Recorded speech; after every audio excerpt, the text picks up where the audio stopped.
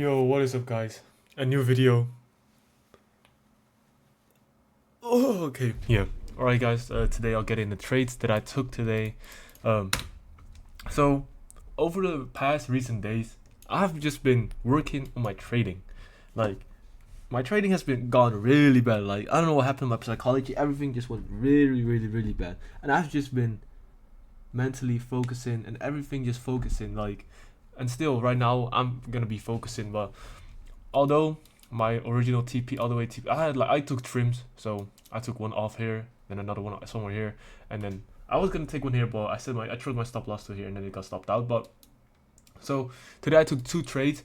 I did buy another eval, which is like arguably not good, since I'm not still not mentally stable. But beside that point, I did buy another eval. I'm up for on the eval for the day.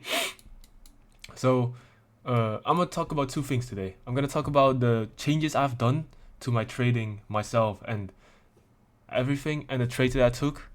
Actually, I'm gonna talk about those two, and then I'm gonna talk about what I'm gonna be doing, moving on from now. So the main thing that I have realized with the strategy that I had about like previous day high, Asian highs, liquidity, all the liquidity, false breakouts, is that I just take any given breakout opportunity, and I started realizing that if the market is just gonna be bullish, or bearish for a long period of time, I'm gonna be losing every time it does a possible false breakout. Because if I'm gonna be looking for a possible short or possible long, and like the bullet uh, and the how do you say this, the bias, no, not the bias, but the way the markets move are, like, for example, they're only just going bullish, bullish, bullish, then and for example they're just breaking the highs, which could possibly indicate that they want to make a false breakout, but actually they're just gonna follow the trend, in a sense. So what I started realizing is that I should add a couple more confluences maybe to my strategy, which one gives me a better indication of when I should enter, because I always had this issue about, yo, when am I actually entering? Because I just see price, for example. Let's just imagine we were looking for a short from this line right here. So I'm looking at the 1 hour. I'm looking for a short. So when am I gonna get in the short? Like, there's no clear indication for me. For example, oh, I'm just gonna wait. Yo, is this gonna be going up, or like is it gonna go down? Like, there's no clear indication for me to when to go short. As in right now, where I'm like adding more confluences, which is arguably not maybe good, but just gives me more clarity of what I'm looking for. And I'm still backtesting it and looking if it actually works. But in my opinion, this way of actually taking a trade and entering on a trade makes my mind a lot easier to know what I'm actually looking for. Because right now the thing is that I'm looking for like a liquidity. I'm waiting for a reaction, but when is it considered a reaction? Like, that's the main issue that I have. So right now the change I've made is that when a liquidity point gets ran, is that I'm gonna be looking for a break of structure, or an or the first given fair value gap. So for example, if we would have taken this trade, for example, I did not take this, but I want to take it, but I was like, but for some reason it like did not allow me. But beside that, for example, we ran the liquidity, we run the London low on YM, in the kill zone. So then there were two opportunities that I could have taken. There were two opportunities. The first one would have been off this break of structure right here. This would have been a valid entry that I'm working on. Or if I did not take that one, I could have taken it off this first given value gap right here, and both would have been valid entries. Then with the same entry model, my stop loss would also get larger in a sense, and that is also like a thing. So right now I usually just set it. I always set it at least to the low and then a couple points below it. So after the runs the the low, we have the low, and then I look, for example, for a high as a for example, if the stop loss is pretty high, I just usually look for 1 to 2. So because I don't want to take crazy high I don't want to be taking crazy large like ranges because it might take a bit of time. And I don't know what the hell is happening to this, but we're dumping. So beside that, I already took the trade and I won today, so it doesn't really matter to me anymore. So yeah. So for example, if I were into this trade and I was looking for example like this, I would have probably taken something like this and to this high, and set my break evens probably after we ran this high or that high, or when we came in this fair value gap, because then, for example, if we run into this fair value gap, we have like odds saying that we could go back bearish because we have this fair value gap, it gets tapped, and it could run bearish as we're seeing right now. But beside that, that's like what I'm looking for in the market right now. So, and then another confluence which gives me more sense, like more well, how do I say this? It gives me more certainty of what I'm looking for, is I'm using order flow. I've seen order flow quite a bit of times now, and essentially it means just trend. Order flow means trend. So what I'm looking for in the market now is, what is the order flow of the market? For example, on the bigger time frame, so you're going to be looking, what is the trend of the market? So I'll first start off by looking on the daily. Can I hide my stuff? Can I hide this? So I'm gonna hide everything real quick. So if we look on the daily, we see that so essentially order flow is by looking at the fair value gaps and looking if we tap them and if we start moving off of them. So you just want to see this fair value gap. Oh, I can't even draw. Okay, let me just do this. So you're just gonna be looking for fair value gaps on both sides. So this is a beautiful example of it. We create this high, we create this 3 candle way, so not this 1, 2, 3, and we leave this fair value gap. This fair value gap gets tapped, and if we are using bullish order flow and bullish momentum, then meaning that would indicate that we should at least run this high, because we run if the bullish order flow is true.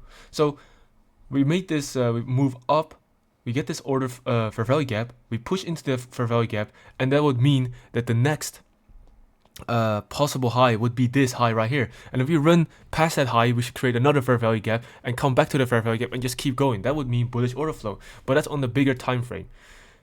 That does not mean, so with that in mind, you could say, okay, today I'm going to be looking for bullish price action because we ran into this fair value gap, meaning that the order flow, if it is bullish, we should be looking to go higher, running that high right there. That would mean if we're bullish, right? So, but then you see we also have bearish order flow. So when would you say I'm looking for bullish and or bearish? When can you decide I'm either bullish or bearish? Because in this situation, we're both in this bullish order flow, but also we could say we're in this bearish order flow. So in that instance, I just like to look at the most previous and recently moves. So this is the most recent move, which could indicate bullish order flow. But if you drop down to even lower time frames, you could like clearly see that we're in a bullish order flow. Because alright, although this is not tapped, but we go up higher, we never tapped into this, which is like a thing. But if you look right here, we come to bearish order flow, we come back up. And the next most reasonable, actually not reasonable, but like the most logical thing is for us to run the high, because we made this bullish. If we're in bullish order flow, like saying like we're going off the fact that we're probably in bullish order flow. We're just saying that because that's the most probable in this situation, because we're already moving up. We made a retracement into the fair value gap, and we started moving back higher, giving us reason to maybe tap this fair value high right here, which we're not doing right now, which could indicate we're going bearish. But just look at the situation right now, which is just indicating bullish. So if we go back up, we tap into this, and we could just see a move higher. So that's order flow in like short terms, and that's what I'm just been adding to my way of trading and looking what I'm actually just looking for the market. Because like I was talking about how I'm just taking trades on whatever I want, but this way I could just see, okay, price is has high probability of being bullish, and then I'm just gonna be only looking for possible bullish setups and not like shorts if they're there. Same goes for the NQ. Usually NQ moves in moves way more beautiful, because if you look on YM, this did not take the high, which is not beautiful. But on NQ on the other hand, we just did that, and we move up, we take the high right here, which is showing us bullish order flow, and now we could see a possible retracement down here, but overall we're still bullish, and I'm still bullish. So that's why I was looking for bullishness, because we take this high, meaning we could see a retracement going down in here, and then we should go back, take this high if we're following the bullish order flow, which I'm just looking for. And then I drop down to even lower time frames, and that's when I really start looking for the liquidity in my entry model, and with the bullish order flow, aka the trend, just in my mind. And that's how I like really start trading right now. I don't know if it, like, me saying it makes sense, but I really have to get the data on it first, and that's what I've been really doing, getting more data on this way of trading, because this way of trading is actually better, and I enjoy this way of trading more, because I know what I'm actually looking for, and I know that I'm not just taking random trades off of anything and praying that it maybe makes a rejection. When I'm right now, I have, okay, we made the break of structure, we have bullish order flow, and we know when we're entering and what we're looking for in the market. And that's like really it. So coming into today right now, so coming back to the chart and looking for what we've been looking for is like in the market. So today I came in the market, and the only viable thing with that, what I just talked about in my mind, was these London lows. These London lows was what I was looking for the whole day. These London lows was what I was looking for today. I wanted to see price run the London low, indicating that we run the liquidity, giving us the false breakout possibility with the bullish order flow, and then I just start looking for possible setups, because the first then I start looking for the first break of structure or fair value gap, but this was pre-market. I could have taken this, but this was pre-market, so I don't really want to take it, so I did not take that. Then I kind of got a little bit of FOMO, which I'll admit that I had a little bit of FOMO. So then I started looking for possible retracements, which this was a possible retracement. Price came in here. I waited for these two candles to form, because I don't want to enter of an inverse fair value gap. So I waited for them to form, because price was like coming into this with quite some force, right? So I waited.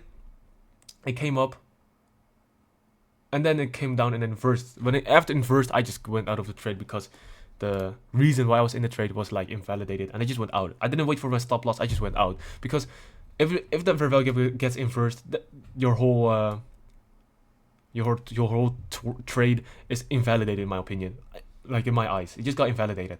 So then I was waiting, and then I saw, okay, we had this fair value gap down here. We come back into it, and then was like, okay, I'm gonna just take this trade. I'm still with the bullish order flow, and yeah, I took that trade. Played out. I went break even right here after this, taking this high, and kept continuing up. My original TP was right here. I took a trim there, and I was gonna take a trim up there, but that did not hit. So I tried my stop loss here. So we took that right there. Overall, beautiful trade, and I really like this new way that I am trading this false breakout. I like the way that I'm trading this false breakout, because it gives me a more sense of how I should be trading and what I'm really looking for. And I really hope that I can get some positive results from my backtesting, indicating that this way of looking for false breakouts actually works. And if that overall works, then I'll be really happy and start using this way of trading more. And yeah, that's really it for this video. Overall, nice trading day, and yeah, that's really it. A lot of talking, but this is a little update about what I've been really doing and what I've been doing. So yeah, thank you guys for watching. I'll see you guys next week, because today's the last day, and I'll be really backtesting a lot this weekend. And I'll see you guys in the next video. Thank you guys for watching. Bye bye.